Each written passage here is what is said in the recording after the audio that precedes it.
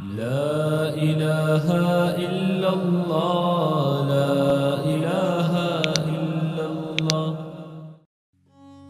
Dieu nous a donné la raison pour réfléchir systématiquement et objectivement.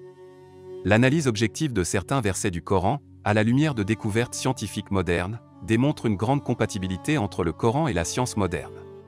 Le fait que ces données scientifiques modernes étaient inconnues à l'époque de Mohammed prouve qu'il est inconcevable que le Coran ait été écrit par un être humain. La Bible, le Coran et la science décrit le Coran comme étant en accord avec les faits scientifiques et les connaissances modernes sur la création de l'univers, la Terre, l'espace, le règne animal et végétal, la reproduction humaine, etc. qui ont été révélés il y a 14 siècles à Mahomet, prophète de l'islam. À la différence de la Bible et des évangiles qui ne révèlent que peu de choses qui pourraient être prouvées par les connaissances modernes et scientifiques actuelles, à l'exception peut-être de la création de la Terre ou de la généalogie de Jésus, Bucaille affirme que le Coran énonce que dans l'islam, la science et la religion sont des sœurs jumelles.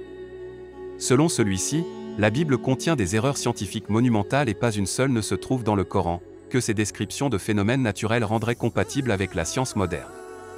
Bucaille conclut que le Coran révélé au prophète Mahomet, un homme illettré et incapable de prouver des faits qui seront confirmés, 14 siècles plus tard, par la science moderne, est la véritable parole de Dieu. Bucaille soutient que, du fait de sa transmission orale, l'Ancien Testament aurait été dénaturé ainsi qu'à cause de nombreuses traductions et de corrections. Il accentue, dans ces mots, les nombreux désaccords et les répétitions, dans l'Ancien Testament et les Évangiles.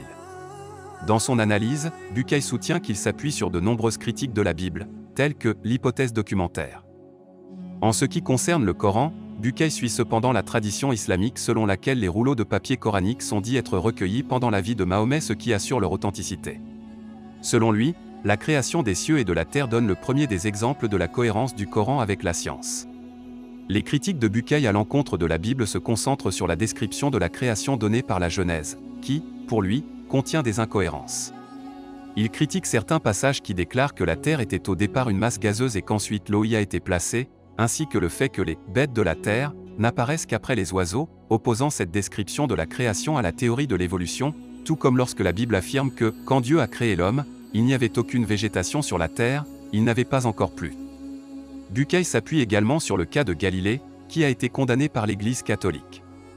Bucaille prétend montrer que le Coran, à la différence de la Bible, n'indique pas un ordre spécifique pour la création des cieux et de la terre, et soutient que cela permet de laisser l'ensemble du processus de la création ouvert à l'interprétation donnée par les théories scientifiques actuelles.